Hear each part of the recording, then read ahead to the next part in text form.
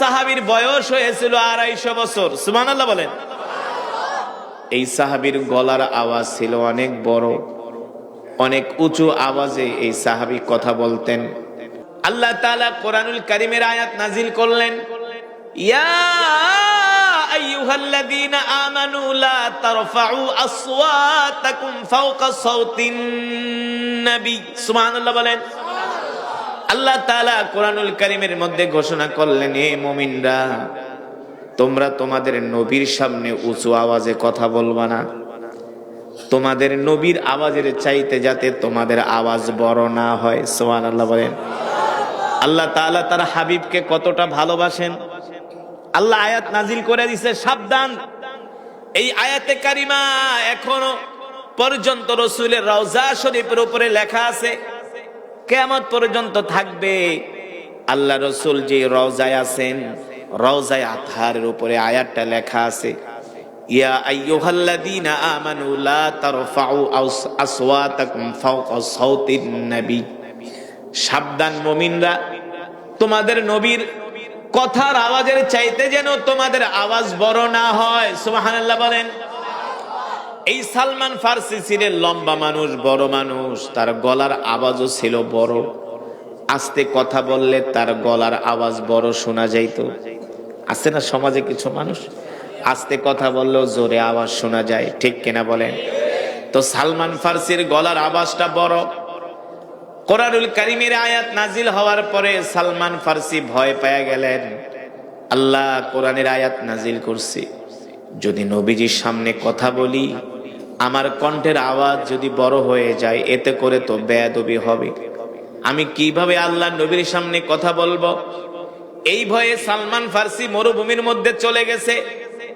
মরুভূমির মধ্যে বৈশা বৈশা সালমান ফার্সি কান্না করতেছে। 3 দিন পর্যন্ত তাকে মদিনায় খুঁজে পাওয়া যায় না। কয়দিন? আল্লাহ নবী সাহাবীদেরকে বলেন, আইনা সালমান, আমার সালমান কোথায়? দেখছো নি আমার সালমানকে? 3 দিন পর্যন্ত সালমান মদিনায় নাই। সাহাবীরা খুঁজতে খুঁজতে দেখলেন তিনি মরুভূমির মধ্যে যায় একটা গাছের নিচে বৈশা বৈশা কান্না করতেছে। সাহাবীরা যায় জিজ্ঞেস করলেন, লিমা তাবকি ইয়া সালমান, সালমান তুমি কান্না করো কেন, কি হয়েছে?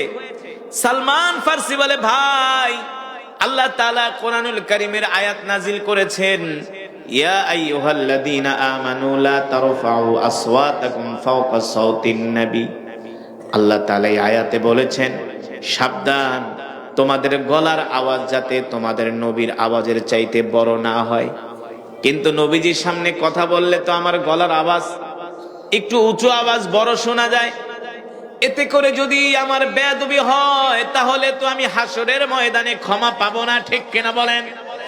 দেখেন সাহাবীরা আল্লাহর কোরআনকে কেমন ভাবে ভয় করত, ঠিক কিনা বলেন? শুধু ভয় করে নাই, এই কোরআনের জন্য রাসূলের সাহাবীরা জীবন দিয়েছে। রাসূলের সাহাবীরা মা বাবা ছেড়েছে, এই কোরআনের জন্য নিজের মাতৃভূমি ছেড়েছে, নিজের পরিবার ছেড়েছে এই কোরআনের জন্য। যে সাহাবীর কথা বললাম সালমান ফার্সি, তিনি মক্কার কোনো মানুষ না, মদিনারও মানুষ না, তার বাড়ি হলো রোম পারস্যে। কোথায়? তিনি কিন্তু প্রথম মুসলমান ছিলেন না। যার কথা বললাম তিনি কিন্তু প্রথম মুসলমান ছিলেন না, সালমান ফার্সি। তিনি 3টা ধর্ম পালন করেছেন। 1 নম্বরে তিনি খ্রিস্টান ধর্ম পালন করেছেন 50 বছর। কয় বছর? 2 নম্বরে তিনি ইহুদি ধর্ম পালন করেছেন 50 বছর। কত হলো? 3 নম্বরে তিনি মূর্তি পূজা করেছেন 50 বছর। কত হলো? বয়স 250। 250-র মধ্যে 150 বছর 3টা ধর্ম পালন করছে। কোনো মজা পায় না। কি পায় না? কোনো মজা পায় না। দেখে সব ধর্মের ভিতরে ভেজাল। সালমান ফার্সি ছিলেন বড় লোকের ছেলে, তার বাবা ছিল বিলিনিয়ার, তার বাবা ছিল রোম পারস্যের নাম করা ব্যবসায়ী। সালমান ফার্সি তার বাবার সন্তান। সম্পদের অভাব নাই, বিলাসিতার অভাব নাই, আরাম আয়েশের অভাব নাই, কোনো দিকে সালমান ফার্সির অভাব নাই। কিন্তু সালমান ফার্সি শান্তি পায় না। 3টা ধর্ম পালন করেছে, কোনো ধর্মের মধ্যে তিনি মজা পায় না, আত্মতৃপ্তি পায় না। সালমান ফার্সি বলেন, একদিন আমি ঘর থেকে বের হলাম, দেখি কিছু খ্রিস্টানরা গির্জার মধ্যে বসে তারা তাদের ধর্মীয় কিতাব পড়তেছে, ইনজিল শরীফ। খ্রিস্টানদের ধর্মীয় কিতাবের নাম হলো ইনজিল। নাম কি? ইনজিল শরীফ। সালমান ফার্সি বলেন, আমি কিছুক্ষণ ইনজিলের তেলাওয়াত শুনি না, আমার কাছে ভালোই লাগলো, আমার কাছে ভালোই লাগলো। যিনি খ্রিস্টানদের ধর্মগুরু ছিলেন, পাদ্রী। খ্রিস্টানদের ধর্মগুরুদের বলা হয় কি? পাদ্রী। পাদ্রীর জবান থেকে আমি ইনজিলের তেলাওয়াত শুনলাম, ভালোই লাগলো। কিন্তু ভালো লাগলে কি হবে, আমার দিলে শান্তি লাগে না। খ্রিস্টান সব মানুষগুলো রাত্রবেলা বাড়িতে চলে গেল। সালমান ফার্সি বলেন, আমি পাদ্রীর হাত দুইটা জোর করে ধরলাম। পাদ্রীর হাত দুইটা আমি জোর করে ধরে বললাম, পাদ্রী, আমার নাম সালমান, 50 বছর ইহুদি ধর্ম পালন করেছি, 50 বছর মূর্তি পূজা করছি, আর 50 বছর খ্রিস্টান ধর্ম পালন করতেছি। তার মানে তোমার চেয়ে আমি কম বুঝি না? কথা বলে, তোমার চেয়ে আমি কম বুঝি না। ইনজিলের তেলাওয়াত শুনতেছি কিন্তু মজা লাগে না। সত্যি করে বলো, এর চেয়ে আর কোন সত্য ধর্ম আছে কিনা? সুবহানাল্লাহ বলেন। এই 3 ধর্মের চেয়ে আর সত্য কোন ধর্ম পৃথিবীতে আছে কিনা? পাদ্রী বলে, সালমান, এ সালমান, আমি যদি তোমাকে সত্য কথা বলি তাহলে আমার জীবন সংখ্যা হবে, আমার জীবনের উপরে আঘাত আসবে। সালমান ফার্সি বলেন, তোমাকে প্রোটেকশন দেওয়ার জন্য যা যা দরকার সব আমি করব। তুমি তো আমার বাবাকে চিনো, আমার বাবা হলো রোম পারস্যের মধ্যে নাম করা ব্যবসায়ী, আমি তার ছেলে। তোমার যা দরকার আমি সব তোমাকে দিব। তারপরে বলো, এর চাইতে আর সত্য কোনো ধর্ম আছে কিনা? পাদ্রী বলে, সালমান, আমি যদি তোমাকে সত্য কথা বলি, খ্রিস্টানরা আমাকে হত্যা করবে, খ্রিস্টানরা আমাকে মেরে ফেলবে।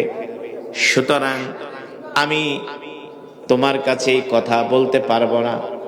সালমান ফার্সি বলে, শোনো, তুমি যদি না বলো, তুমি যদি না বলো, তাহলে আমি মনে করব তুমি সত্যবাদী লোক না, তুমি মিথ্যাবাদী। কারণ যারা সত্যবাদী লোক তাদের কাছে কখনো সত্য গোপন থাকে না, ঠিক কিনা বলেন? এবার ওই পাদ্রী ডাক দিয়া বলে, সালমান, বর্তমানে যে খ্রিস্টান ধর্ম আমরা পালন করতেছি, আমাদের যে ধর্মীয় কিতাব আছে, এই কিতাবের মধ্যে খ্রিস্টানরা ভেজাল ঢুকায় দিছে। সুতরাং সালমান, তুমি যদি সত্য ধর্ম পেতে চাও, রোম পারস্যের সত্য ধর্ম পাবা না। সত্য ধর্ম পেতে হলে তোমাকে চলে যেতে হবে মক্কায়, তোমাকে চলে যেতে হবে মক্কায়। ওই মক্কায় একজন শেষ নবীর আবির্ভাব ঘটেছে, যার নাম হলো মুহাম্মদ ইবনে আব্দুল্লাহ। আল্লাহু আকবার। তিনি একটা ধর্ম নিয়ে পৃথিবীতে আগমন করছেন, যেই ধর্মের নাম হলো ইসলাম। ইন্নাদ-দীনা ইনদাল্লাহিল ইসলাম। আল্লাহ তাআলার কাছে মনোনীত ধর্ম হলো ইসলাম। আল-ইয়াওমা আকমালতু লাকুম দীনাকুম ওয়া আতমামতু আলাইকুম নি'মাতি ওয়া রাদিতু লাকুমুল ইসলাম দীনা। কমপ্লিট জীবন ব্যবস্থার নাম হলো ইসলাম, পরিপূর্ণ জীবন ব্যবস্থার নাম হলো ইসলাম, ঠিক কিনা বলেন?